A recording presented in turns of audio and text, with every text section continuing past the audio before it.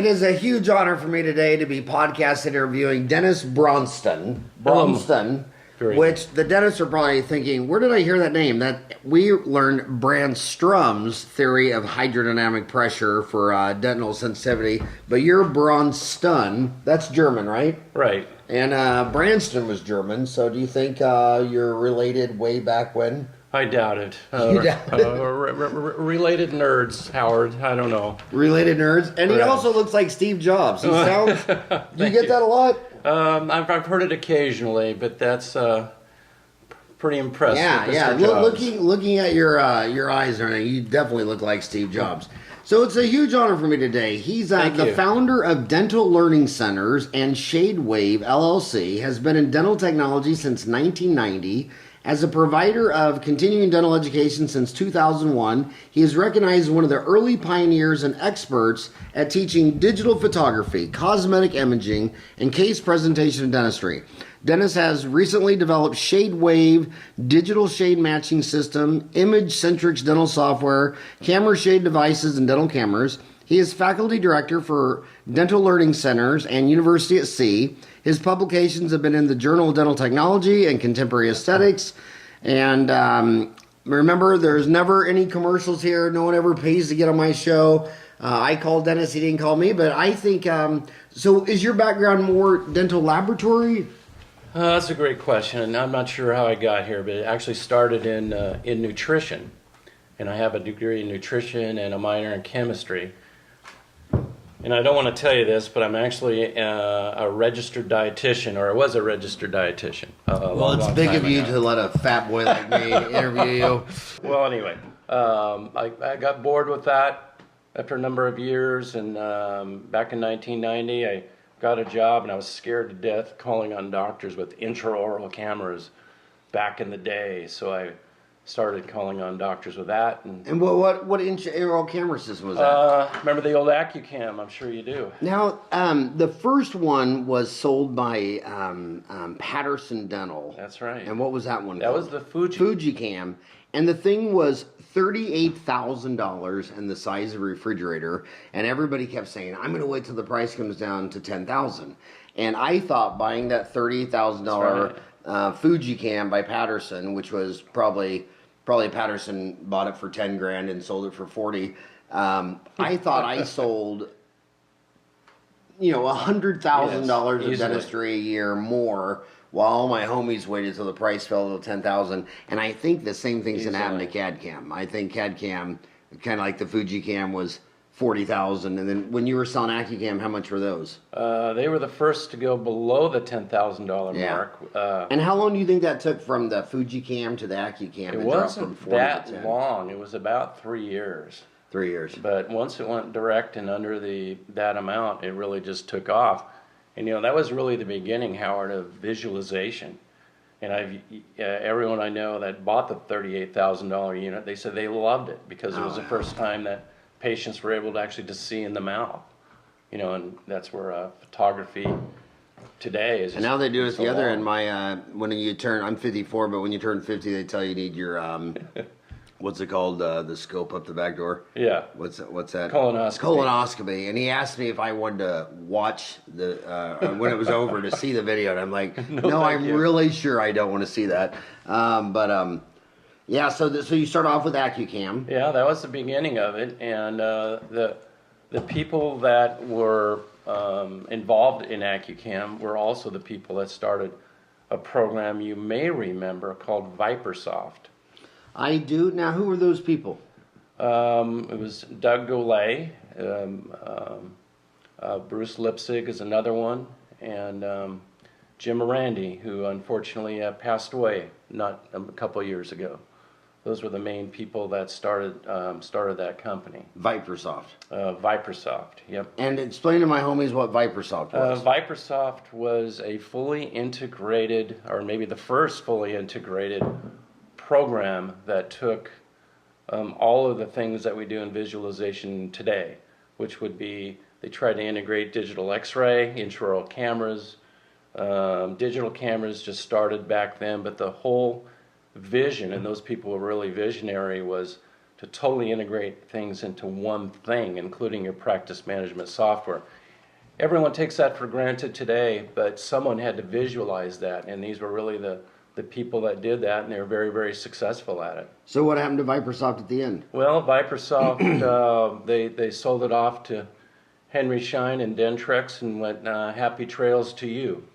So Dentrix, Henry Schein, which owns Dentrix, bought that company and then probably rolled it all into their software. They certainly did, and eventually Dexis bought it and shelved it. So don't ask me the theory or the logic in that, but that's what happened, and that's how I kind of got my beginning into computers. And Henry Schein is the CEO's Stan Bergman, and he reminds me exactly of the CEO of Cisco.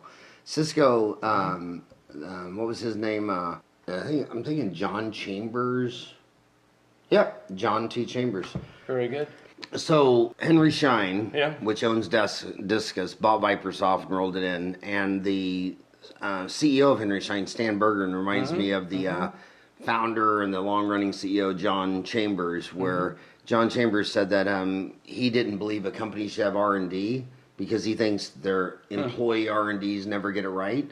So he saved up his whole R&D budget and used it for mergers and acquisitions. He'd say when something new comes out, 10 people will jump into it, and then he'll watch those 10 people. Then in a certain time period, maybe a year, one will have a 10x jump. Yeah. And as soon as someone has a 10x jump, he said that's the market saying that's a leader. And then he just got out his checkbook and bought it. Wow. And then there were other companies like Microsoft, who when Netscape come out, instead of Bill Gates getting out his checkbook and saying, hey, you beat us, awesome, I'm going to buy it, he just tried to copy it.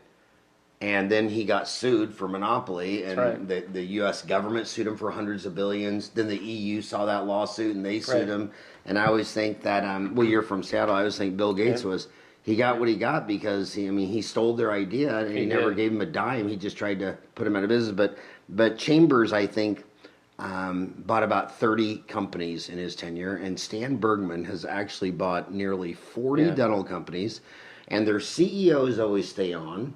Like Cisco. Yes. The CEOs, I've never met one that regretted it who didn't say it was a good move. And Stan Bergman, he's one of the most, he's probably the number one business genius in all of dentistry. Yeah, they don't necessarily innovate. He basically finds people and innovates. So buys the innovators. Exactly, and they've done a great job with it. And I think one of their main acquisitions was Dentrix. They bought Dentrix first and the Vipersoft second. And it's been a cash cow for them. They've done very, very well with it. So how long were you with AccuCam? Then how long were you with Vipersoft? It seems like 800 years, but actually it's about three years or so with AccuCam, and then and a couple years or so with Vipersoft before Henry Schein bought it. And then I was kind of out of a job, so I looked at myself and said, well, what do? And I said, well, I have knowledge. At least I think I do, and I have knowledge in this area that's in integration and cameras and so forth. So I started my own company, dental learning centers, in teaching photography and so forth.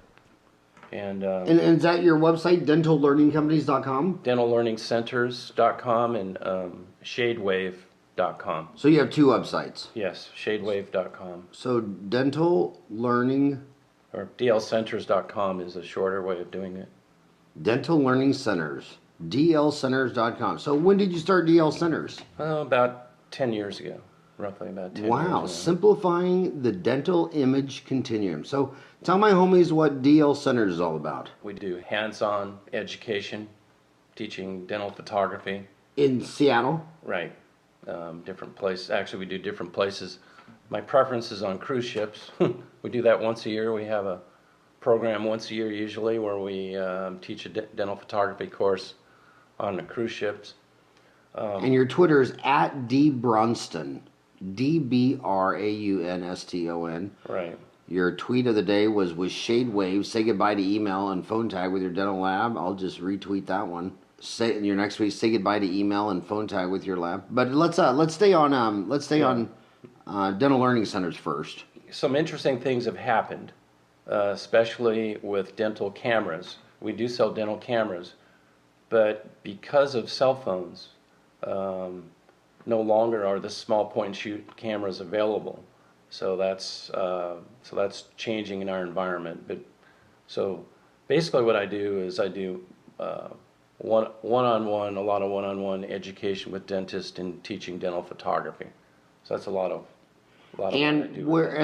And the dental photography is so important because the dental market in my lifetime has always been roughly 50-50. Half shop on price and go to volume centers. Right. And corporate dentistry is a pretty serious competitor in those. And the other half are like, I've been to 4 different dentists. I'm very particular who touches me and who's going to work on me, since dentistry is all surgery. And people say dentistry is going the same way as Walgreens. Hey, in other countries, ATM machines fill your penicillin. No one even cares if they have a pharmacist. But in dentistry, it's all hands-on surgery. And when I talk to dental website SEO deals, they say the most important thing is that you're showing your work. These people are shopping, especially for the high-end stuff like implants and cosmetics and veneers. The product is the dentist. Right. And you go to most dental websites, there's no picture of any of their work. It's just come to me, here's my address, here's my phone number. And if they learn dental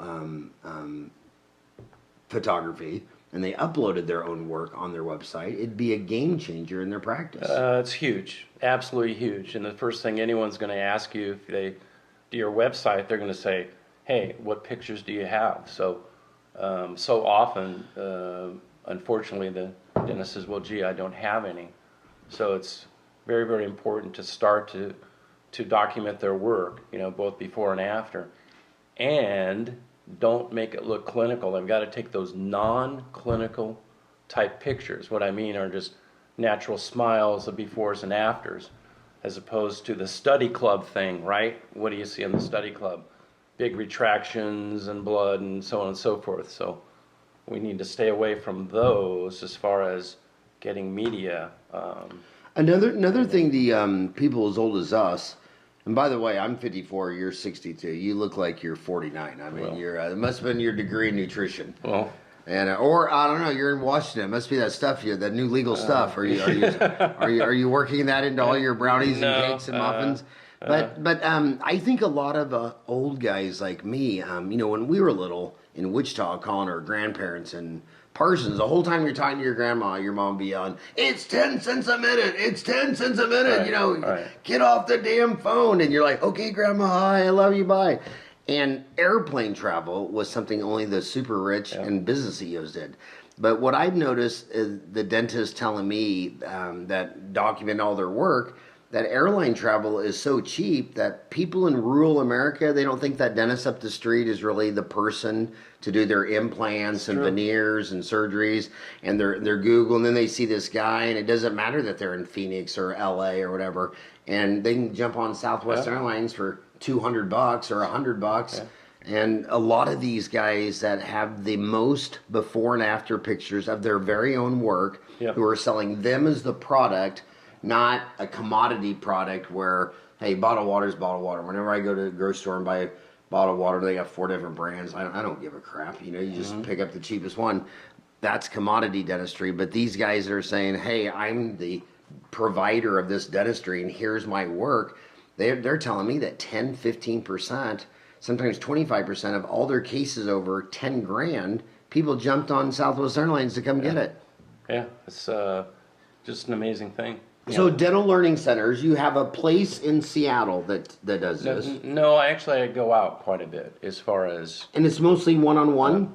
One-on-one. And so is that a big part of your business? No, I'm actually, Howard, I've really shifted things more to the shade matching. Okay, so what website's that? That would be ShadeWave.com. That's really where I'm putting an emphasis in my business. ShadeWave. ShadeWave.com. Shade like the shade of a tree, like you're doing the shade of a tooth, and then an ocean wave. Oh, that's because you grew up in Southern Cal and now you're in Seattle. You've been on the ocean your whole life. You're taking shades on the beach. So ShadeWave.com. Yes. Okay, so tell us all about ShadeWave.com. Well, it's kind of interesting because if you think about it, there's not many things we could think of in our world where there's not a lot of competition. But actually, the interesting thing in shade taking, things really haven't changed much in the last 20 years or so. And there's been at least, I don't know, 15 or 20 different attempts for the computer to do shade taking.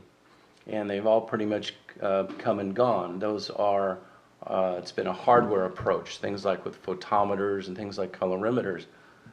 What we do is totally different, Howard. What we do is we use digital photography to take the picture of the tooth with a special shade reference in the picture. So what we do is we actually, through the shade reference, we put this next to the tooth, and you take a picture of the tooth. And we have specialized software that analyzes the picture. It then basically, it color corrects the shade reference. And notice that there's a shade tab that you put in there, so there's two actually porcelain references. So your kit comes with one of these for every shade. Actually, it's just this holder. Oh, because I see this on there. Right, so it's just the holder that you need, and then the dentist would insert a shade tab in here. Oh, this was throwing me off. I thought that was that comes with it. A shade on there. Yeah. So we actually manufacture that shade tab. And you have that on there so you can compare the color. Well, it's needed. It's needed as a reference. Right. That we color correct the picture. It'd have to have porcelain on there, and then the black, white, and gray. All of that needs to be in the picture. But you have to have a tooth-like item in the picture in order to find teeth. So in essence, the dentist or assistant is even better. All they do is they insert a shade tab. The interesting thing, Howard, is you don't have to try and match the tooth with the shade tab. It's only in there as a reference. And you know and I know, especially getting older sometimes, but how difficult it is to try to pull out. What do? You pull out your shade guide and you put it next to the teeth and you manually try to find a shade tab, right? And then you take a picture of that, sometimes send it to the lab. It's a lot of guesswork. It's all guesswork. That's what it is. There are people that are very, very talented that are able to, just with a picture like that, figure out what the tooth should be. With this, we're letting science take over. So after you color correct the picture, ShadeWave, which is web-based software, the dentist owns it and the dental lab owns it. It's all done through the web. It's all HIPAA compliant, all done in the cloud. And the dentist just simply takes a picture, uploads it, chooses their lab. The lab's notified they have a case. They do basically 5 mouse clicks on this reference. So they just click on the little reference. The computer, ShadeWave, then color corrects the picture, and it gives the lab the different shades in any shade guide. So it could be the Vita Classic shade guide, it could be the 3D Master, it could be any shade guide. And after they get all the shades, and it's not just shades, it's also value and translucency and some things like that of the tooth. It gives them a much better opportunity to match the tooth. So. And how long have you had this? It's been in the market really about 2 years, 2.5 years. And how's it going? We're just starting to monetize it, and I think we're doing very, very well. We don't have hundreds of thousands of labs, but we've got some really, really good labs and a nice handful of dentists. So the dentist would have to have this, and then the laboratory technician would have to have it. That's the ideal. Or would it? So both ends have to have it. That's the ideal, because the dentist will want to look at their cases, and the lab will look at their cases. It doesn't always have to be that way. So how many labs do you have it in? At least 40 or 50. Oh wow! Any ones you want to mention? I'd love to. Microdental is doing a great job. Now who Microdental? Orem. Microdental Orem in Utah. Orem is actually out of Canada. Orem out of Canada. Yeah, they have Microdental. 10, 11 labs. Drake, they're in North Carolina. Here in town, Uncensored Dental Lab has it. And there's on our website we have a whole listing of all of our labs.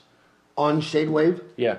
Okay, where would that be on your view article? Dental labs. Okay, there it is. Find a ShadeWave lab near you. Yep. Right there on ShadeWave.com, and you have one right where I live, Phoenix. Yep. So it looks like you're all over the United States. You're from San Diego to Florida to Maine to Seattle. Did you get Glidewell? Not yet, but I will. You know, Not yet? and by the way, there's some very, very good small labs. Don't underestimate small labs. Rick Connect in RGK lab does very, very good work, and I know he's does quite a bit of things on Dental Town as well. And he likes it? Loves it. Does a great job. Wow. So do you see this more for like high-end cosmetic AACD dentists, or do you see this as the average bread and butter woman dentist in Fargo, North Dakota? Well, I think anyone that wants to have things match, I mean, chair time is very, very valuable, and it really depends on the person, how picky they are. But it's mostly in the smile zone, and I would say that more of the upper end people that, if you're more interested in aesthetics, then those are the type of customers that we have. And you know, that some are and some aren't. So what are you doing in Phoenix right now? Well, I wanted to meet you, and I wanted to see a few of my clients here, so I took the opportunity to do The that. Century Lab? Yep. Yeah. Tell the CEO I'd like to meet up with him. Derek Anderson over there? Yeah, Derek Anderson. Yeah. Yeah, tell him I'd love to meet him. So he's doing the other end for this? Mm-hmm. You gonna be with any dentists here that use it? Yes, Sheldon Sullivan. Oh, wow. And Sheldon's great people, knows you, and is very, very good dentist, and so he's a user as well. Sheldon is just a complete mover and shaker. Yeah. He's love that guy. How much does this cost for the dentist to get into it? How much does this cost for the lab to get into it? It's very inexpensive, $695 for a year subscription for the dentist, unlimited use. And then we also have a pay-per-use type of scenario. So I call one my Starbucks model, like so much per case. Then I also have an unlimited model. So it's for unlimited. It's $695 a year. For the dental lab, it's $695 the first year, and then it's $500 per year for their license. So whether they're a one-man lab or a huge lab, it's $500 per year for a license. $695 the first year. Yes. Then $500 every year after that. Yes. Okay, that's the lab. What about the dentist? Well, back to the lab. But what's actually really happening is the labs can buy cases. They buy 100 cases. It's $6 a case, and then if they buy 25, it's $8. So basically, they can buy per case uses, and then the dentist could pretty much at $6 per case. Right. And basically that way they can get all of their dentists to use it. This is $200 for the dentist for a one-time fee, and then basically the dental laboratory, then usually they charge out the case fee back to the dentist. That model seems to be working better. So the dentist, it's free then for the dentist? Well, or how much is it? Well, they're $200 to get signed up. $200 to get signed up. Yes. And what are you buying if I give you $200? What am I buying? You're actually getting these shade references. Okay. You're getting these shade references for the $200. Okay. And then the dental. So it's that one device. Yes. And then I'll slide the tabs in there. Yes. And that's the standard. What shade guide is this off of? So it could be any, but that's the Vita. The Vita. Is that still the gold standard in? Yeah, that's what people use. Vita's still the gold. Is that a German company? I believe so. But that and the 3D Master. They also. But with this setup, here's what's beautiful about the setup. They don't have to think. All they do is they slide in a shade tab. They can keep the same shade tab all the time. We say like just use a D3 shade tab, leave it in there. They don't have to think. You know, when someone's doing a case, they don't want to have to think, right? When you're doing a shade, they just put it right in front of the tooth, take a picture, open your account, choose your lab, and it's all done through the internet. And you know, Howard, someone's going to get sued too because of HIPAA violations. You know that, and I know that emailing pictures and patient information is not the right thing to do. Actually, Hillary Clinton said that it doesn't matter. She said that email thing is overblown and just, if they call you up and HIPAA wants them, just delete all your files. Well, it's Animal Farm. Some people are more equal than others. That's all I can tell you. Some people are more equal than others? Yes. So, so the dentist gets trading sport, but what type of camera would you recommend the dentist be using? That is a great question. And the answer is... I know if I get 20 questions asked, one of them will be good. The answer is any clinical dental camera will work. The beauty of this is that you don't have to purchase a specific expensive proprietary item. So you have point and shoot cameras that work great. They love names. Okay. She's driving to work. Photo? She's driving to work. I know Okay. what she's saying. Well, dude, you've done this since Fred Flintstone. If you could buy one digital camera for a dental office, what would it be? She doesn't want to think. She just wants your best. What's your best recommendation on a digital camera for a dental office? well, I'm going to just mention two, but the Canon G16 is a very, very good camera. Canon G16. It's a point and shoot camera. Photomed sells an adapter to make it work as a dental camera. Photomed? Photomed, yes. That's out of New York? There's actually out of Los Angeles, Van Nuys, California. Huh. Yes, Photomed, they probably sell more dental cameras than anyone else in the world or in the country. And what's his name? Peter Gray is, I believe, the owner. So you recommend they go to Photomed to buy a camera? Well, if he sells more than anybody. They do a good job on the point and shoot cameras. And it's called Photomed. Yes. Now, as far as the other type of camera, which is the bigger format that many, many dentists have out there, it's a little more difficult to use, but there's a lot of them out there, and they're pretty much ubiquitous. I mean, you can get them from B&H. Which one's that? It's either... Wait, I'm still back on Photomed. Okay. By the way, homies, it's a weird site. It's photomed.net. I wonder why they don't have the .com. That means the founder must be over 70. Is he? Is he? He's got, I'm not sure exactly his age, but he's mature like some of us doing this interview. Is he older than you or me? He's mature. Okay, well tell him that this young whippersnapper who's only 54 said he should change that, because .com's not even taken. Why the hell would he have .net if .com's not even taken? But Photomed, you say they've sold more cameras. Yeah, I believe so. And because I'm still trying to make it easy for my homies. So you're saying if you could buy one camera, it'd be Canon G16, point and shoot, and they could buy it at Photomed. Yes. And then that guy is probably a wealth of information. Yes. On cameras and can talk to your... They have all sorts of different variations, and they do a very, very good job.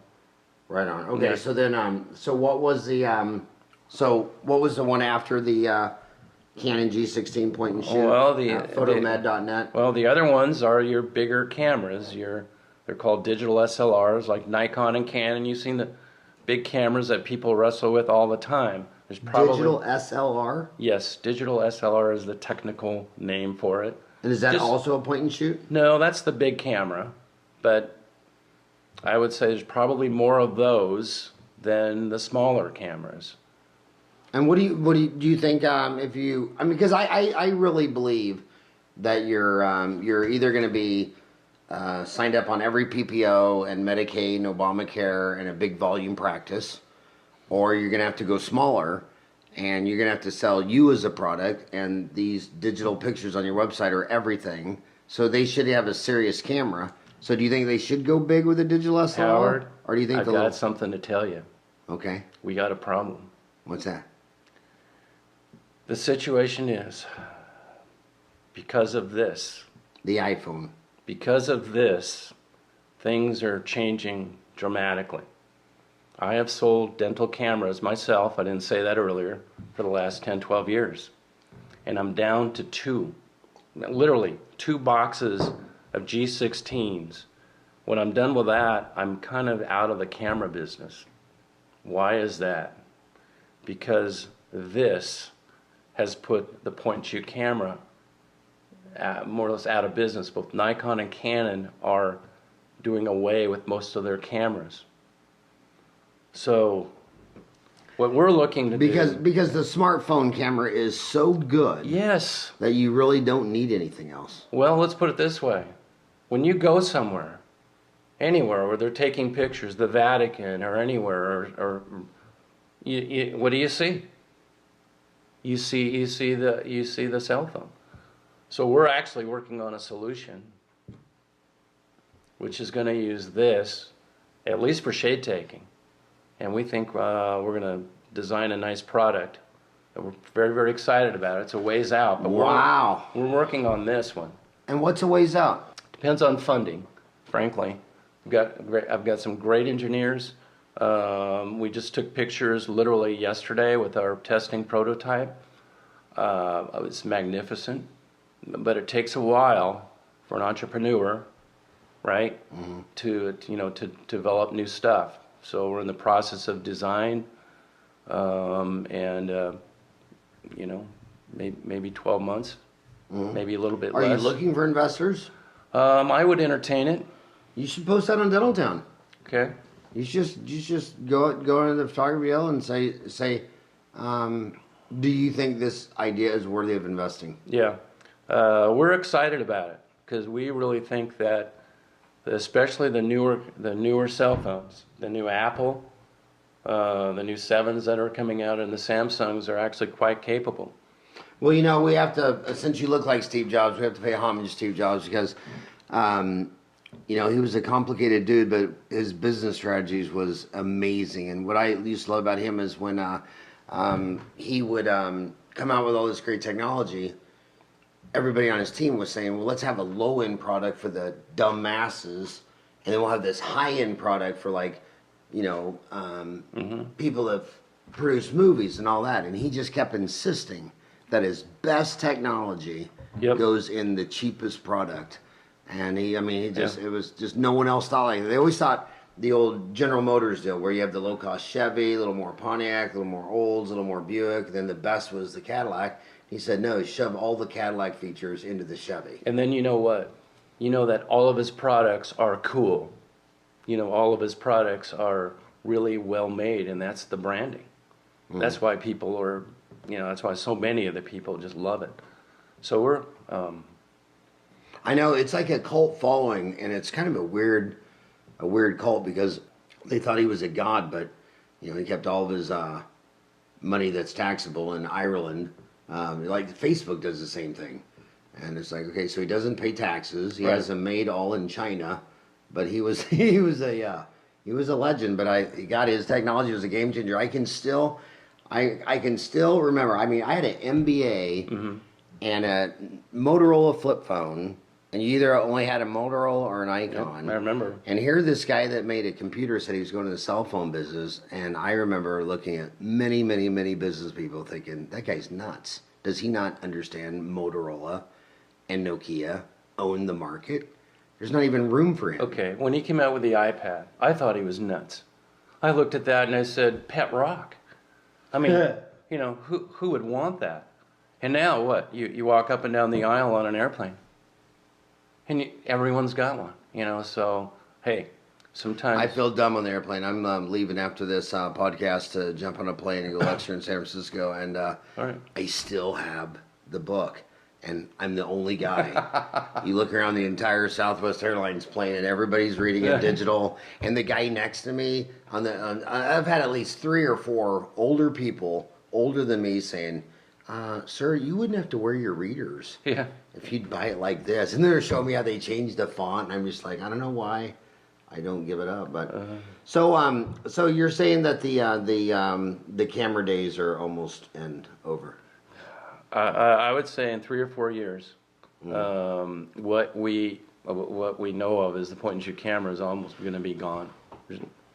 So it's $200 for the dentist to sign up. Is that $200 a year or just $200 to start? That's if they if the laboratory then is charged for the use, then to sign up is $200 a year. Oh, $200 every year? No, $200. No, one time $200 fee. Then they're usually charged a case fee by the dental lab. But we do have a lot of other dentists that prefer to use perhaps different labs, or perhaps they have Cerax, or things like that, and they need to own a subscription. And for them, it's basically $500 a year, unlimited use. That's basically what it is. So we have both. We have a fair number of dentists that do it themselves, and it's $500 per year license fee. And then some just basically allow the dental laboratory just to charge them a per case fee. It's low cost, and we're doing really well. And how does a dentist get these pictures from their Canon G16 or their iPhone onto their website? Do you ever look at that back-end feature or not really? Yeah, well, that's pretty simple. I mean, if they have a camera, they're used to taking pictures and somehow bringing it into the computer. I mean, they already have that figured out. Some of the cameras are wireless, and they just jumps right into the computer. But then all they do is then they open up their account like I said, it's cloud-based. They simply take the pictures, upload it, choose their lab, and they're done. So there's not not too much trouble in terms of getting the pictures into the computer. So this isn't new though. There was other technologies back in the day. You want to review any of the history of those? Well, like I was saying before, most of the attempts have been hardware attempts, where there's some type of device, and they're called a colorimeter photometer. At least 20 of them. X-Rite, Shade Vision. Notice you don't see them anymore. Are they gone? They're all gone. They're all gone. There's like one left. Vita has one that's still active. But pretty much they've all come and gone. So ask yourself a question, why is that? Hang on a second. Okay. Why is that? Why is that? Why does the market why doesn't something take off? Is it because shade matching is easy? No. Is it because we don't need a solution? No, we need a solution. It's basically, hardware is usually expensive. And you know and I know, this is hardware, right? This goes out every 2 years. What do? You buy a new one. Well, do you want to buy a new $8,000 machine that went out? So basically that was one method that. So you're saying X-Rite and Shade Vision did a hardware solution, and yes. You're more of a software solution. We're a software solution. So you know and I know all cameras are different. Some of them takes the picture a little bit too red, and some of it a little bit too blue. But by using a reference in the picture, it's the software. You're right. It is a software solution that does the color correcting and finds all the different shades. So therefore, you could use basically any clinical camera, you can use it, as long as it takes a picture of the tooth. Now, with that being said, nobody wants just a lump of porcelain in their mouth. So it does require a ceramist or a technician that understands it's more than shade. Shade is just one aspect. It's a tool. What's most important is that if the person is talented, they can put in all the characterization and all that that the tooth requires. So ShadeWave doesn't make the tooth. It still requires that a talented person on the other end is able to do everything they do, work all their magic in creating a harmonizing tooth. And you also said the most common shade guide was the Vita shade guide, but you said also the Vita 3D Master. Is the Vita 3D Master guide, is that a better guide than your old Vita? Yes. Shade guide? Yes, even though it's better in terms of the way it's organized and the way that it works, still, you know and I know how hard it is to make a change. So the most prevalent one is certainly just the Vita Classical is the shade guide that is in most every dental office. So you're calling that the Vita shade guide, the original, the classic? Yeah. Is that what they call it? Yeah. The Vita Classic? Vita Classic, and everyone's got one, right?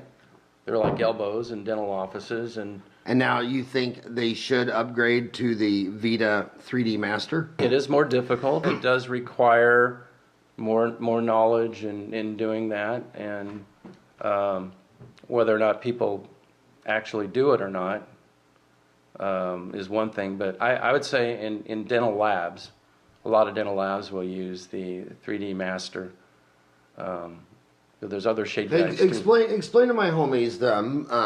Most of these people are listening on iTunes while they're driving to work. It's an hour show because the average one has an hour commute. Explain to them the difference between the 3D Classic and the 3D Master. I'll do my best. I'm not a technician, but the 3D Master is more of a system in that you do one thing at a time to arrive at the final selection of shade tabs. Like first you do value, which is the degree of brightness, and then you pick which family it's in. So it does require a little bit more time, as far as I know, in order to arrive at the final selection. And the 3D Master does match human teeth better, meaning it is broader and has more selections. The old Vita Classic system, which has been around for, I don't know, 50 years or more, how long it's been around, it has many flaws in that it doesn't match all. There's a lot of human teeth where it doesn't match, and there's no real logic to it as much as the 3D Master. So again, I'm not a technician, but that's on YouTube. But did you ever sleep in a Holiday Inn Express? Many a time. Well, I'll read you what the shade guy said. It's pretty neat. If you go to VitaNorthAmerica.com, it says it's a 3-step. Step 1 is for the value. First, use the top row to determine the lightness level, making a simple yes or no decision as whether the tooth guide matches. So first step is the value, 2 is the chroma, and the second step, determine the color saturation chroma, following the same principle. Then 3 is hue. Finally, check whether the natural tooth is more yellowish or more reddish than the tooth guide sample. By following these 3 steps, you can determine the natural tooth shade faster and more reliable. That's interesting. I often wonder, there's still probably a lot to be learned between value, chroma, and hue. I'm sure when they figure out what dark matter is, dark energy, and gravity, light theory will probably evolve too. When you're doing this, are you selling this more to dentists taking Smile Zone teeth shade, sending them to a lab, or are you seeing more CAD/CAM in the office? What are you seeing out there with your early adopters of this technology? I would say again, it's more the aesthetic-minded practice. Ones that care more about not so much my income or the money, but I can't sleep at night unless I can make a nice smile. That's definitely people that tend more toward us. People would much rather have the crown look rocking hot awesome than have it in the same day and hour. Well, you don't want a crown. What do you want is a tooth. I'm being a little facetious there, but some of these labs can make what I call teeth and not so much crowns. And there's 2 distinct markets. One is volume, volume, and the other is high-end, far bigger profit margins on less people. I mean, you can either make 1 penny off 100 people to get $1, or you can make 50 cents off 2 people and make $1. So this is more. You see this more as the value-driven dental offices as opposed to the volume-driven dental offices. More of the value. We all appreciate our time. But of those value players, of your initial adopters, what % of them were CAD/CAM versus not CAD/CAM? I can't really give you a %. There's definitely. Is that because you didn't take algebra or geometry? No, I don't always do. I don't always do an analysis of what you just don't have the data. Yeah, I just don't have the data. Well, let's just pretend you're a presidential candidate. Just make it's actually 32.7% of my users are CAD/CAM users. Of those, 22% are Patterson, and then Serac. The other ones are E4Ds. Right on. Thank you for that information, Donald Clinton Trump the third. Yeah, there you go. So did you watch the debates? I watched my fill of it.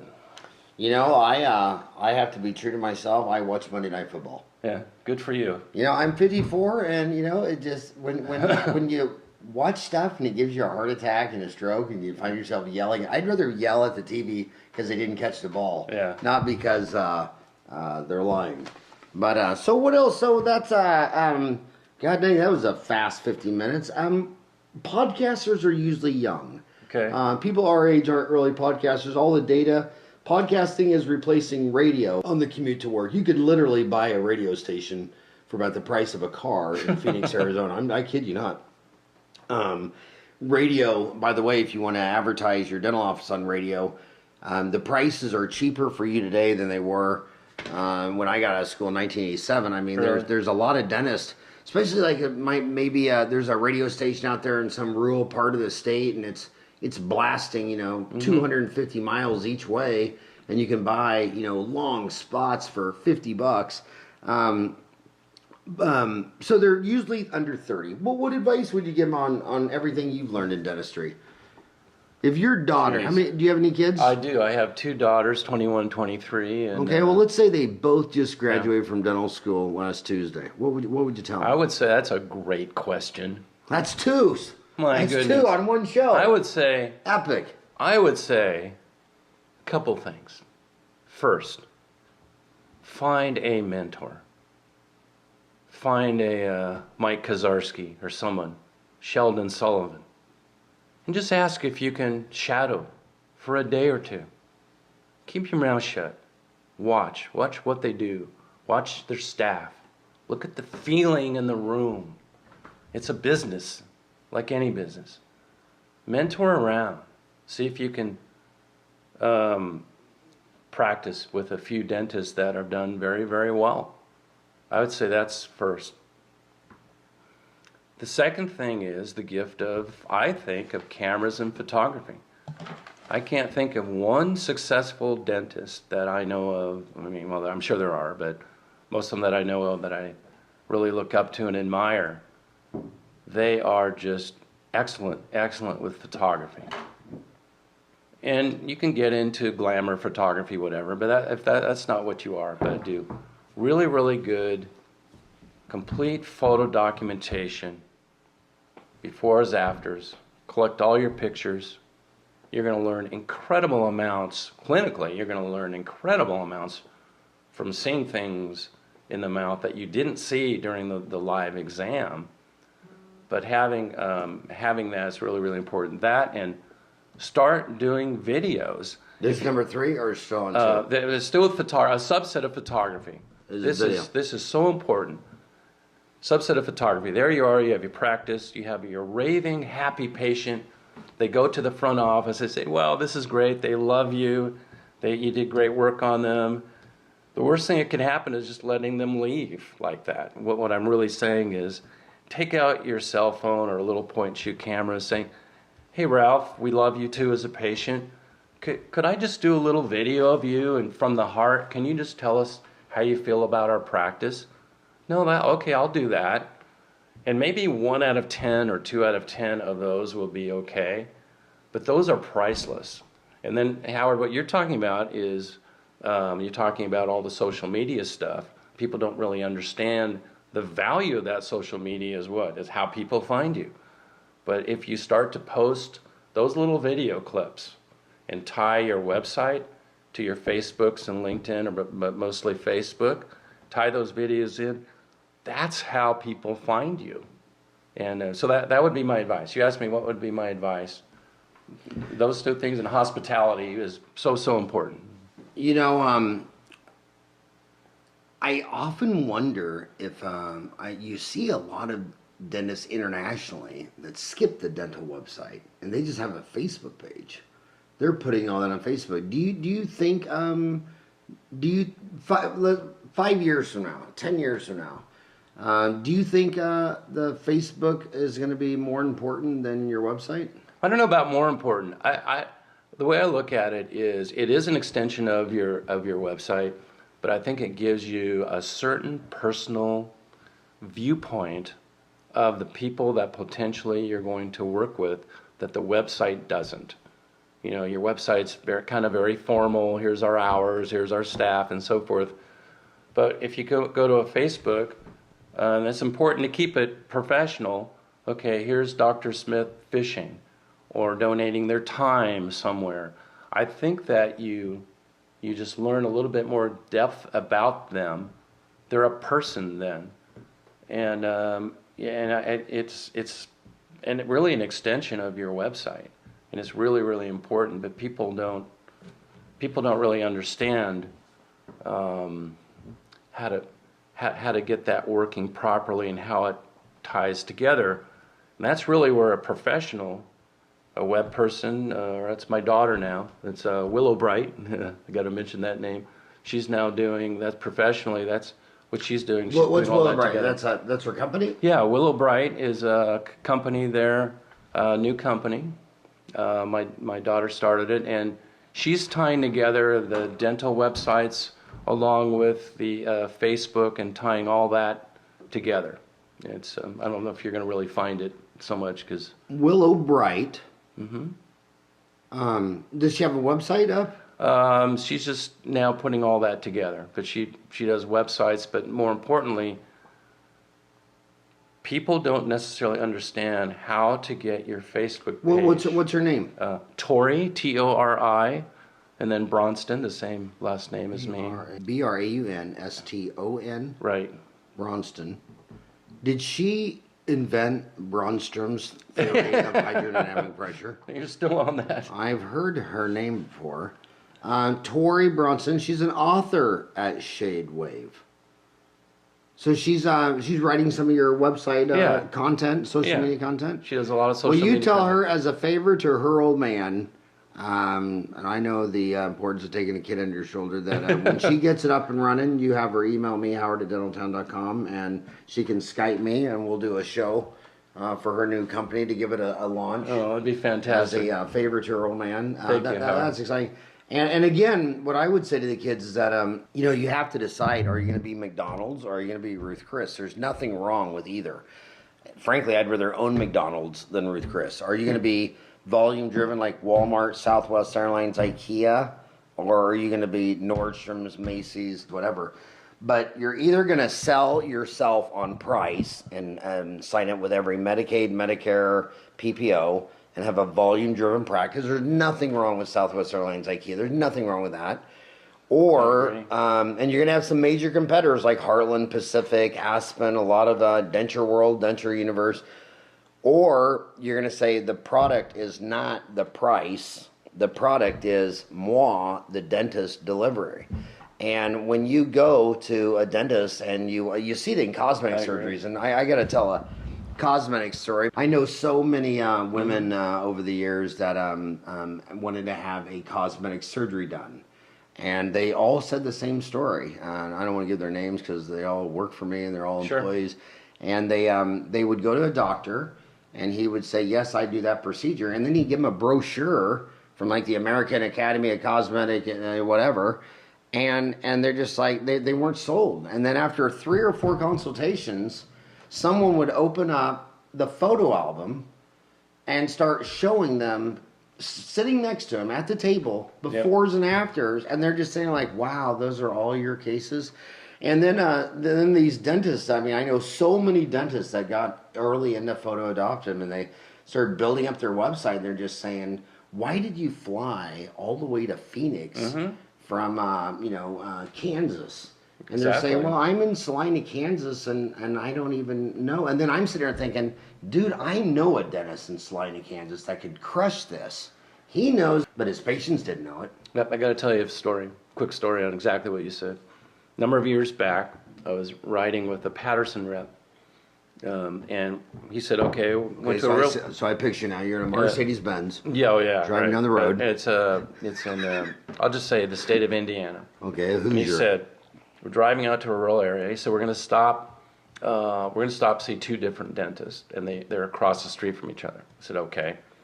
He said the first one, he's gonna be pessimistic and basically just say, we don't do cosmetic dentistry because our type of patients won't do that. And then we're going to go to the guy across the street that has an incredible cosmetic practice. So you can see my point. It's all about people are people everywhere, right? Oh, unfortunately they are. No, I'm just kidding. But what blew my mind is when you're in rural, in the last 4 or 5 months, rural Indonesia, rural Malaysia, Right. Johannesburg, Soweto, and there's one dentist doing 50 Invisalign cases a month on patients who walk to his office with an iPhone in their hand, and they're basically went without everything else because what was the most important thing to this little girl is to have rocking hot straight teeth to take selfies with on her iPhone. And it's like, this guy's finding 50 people in Soweto and Indonesia and Malaysia. It's amazing. And you're telling me that you can't because the economy and that, they're closing down coal mines and that, we need to make America great again. Dude, this is the greatest economy right now on the planet. I mean, you're talking about a $19 trillion economy for 5% of the world's population on a planet that doesn't even do 70 trillion. And you're talking about this year's the first year we'll do 3 trillion of it will be just healthcare. Right. And if I walk up to any woman from here to Soweto and say, "Hey, ma'am, how much money do I have to give you to pull your front tooth and you can never replace it?" They all say, "There's not enough money in the world." Right. And I'm like, "Oh, come on, we're in Soweto. What if I gave you $100,000 cash, all in Benjamins? Certainly, you'd pull your front tooth out and go without it the rest of your life and just tell them you're from Namibia." And they go, no way. And I'm like, and then you're telling me that you can do it. So I'm telling you, you got to get into digital photography. How do my homies contact you? Just go to ShadeWave.com. What if they want to call you, email you? 425-557-7788 is my phone number. Say it again. 425-557-7788. Email? Email is Dennis, my first name, Dennis B, my last initial, Dennis B at shadewave.com. Call, say hello. Hey, thank you so much for stopping by the house. Oh, by the way, on the mentor, you said Mike Karzowski. He's in Seattle. Yeah, in Woodinville. Is he one of your clients? Actually, he's not. I've not talked to Mike. Got lots and lots of friends, but... Are you still call him or talk to him ever? I do. Man, gosh, last time I saw him, we were at some Iva Claire speakers convention. Tell him I would kill to podcast him. That guy is God, he's intense. Yeah. Bike rider, mountain biker, cosmetic dentist. That's an intense man. Yeah, and he's done a great job, but he's also been a good student in learning from others. How do you spell his name? K-O-C... Wait, Z. It's my M-I-K-E. K-O what? K-O-C-Z. K-O-C-Z. Is that Polish or Russian? It is Polish. Okay, K-O-C-Z. A-R-S-K-I. A-R-S-K-I. I believe I'm correct there. Yeah, you are. Man, that is a wild name. I wonder how he markets that name. Does he just go Dr. Mike? He does it one smile at a time. And his website is nwsmiles.com. Yep. For Northwest. Yep. And please tell me that neither you or Mike are a low-life Seahawks fan. Tell me that you're both Arizona Cardinals fans. And you remember Brian McKay? Do you remember Brian? There in Seattle. He's doing a good job, too. Yeah? How's he doing? Brian McKay's doing great with his laser dentistry. And Brian, how do you spell his name? Brian McKay, M-C, then capital K-A-Y. He's doing a nice job there. And I've got to say one more plug for my dentist, Gabe Don Singh. He's a really, really good dentist there in Seattle. Brian McKay, Seattle. Oh, I remember Brian. Yeah. Cosmetic dentist in Seattle. Gosh darn these names. So Brian McKay. And then who was your dentist? Gabe Don Singh. That's G-A-B-E. Yep. And then capital D-O-N. And S-I-N-G. Don Singh. Yes. He's quite an amazing dentist. Huh, I don't know if I've met him. He was actually the clinical director at Pankey for a while, and he's... Well, can you do me a favor? Sure. Can you, you have all my information, can you tell all three of those guys I'd love to podcast them? I would love it. Yeah. I'm always looking, I do a daily show, so I'm always looking for people, and I don't... really, I do them all pretty much on referrals. Either I know them or from Dental Town or whatever. I like to, get really good guests for my show. But Thank you. Hey, Dennis, thank you so much for stopping by. You should go by Joyce Bassett. She's the first woman president of the American Academy of Cosmetic Dentistry. My goodness. And I know she loves technology. And tell her that a short, fat, bald guy from Ahwatukee sent you, and she'll let you in the front door, I'm sure. Okay. All the best. Howard, you're wonderful. All right, Thank you. thank you, buddy.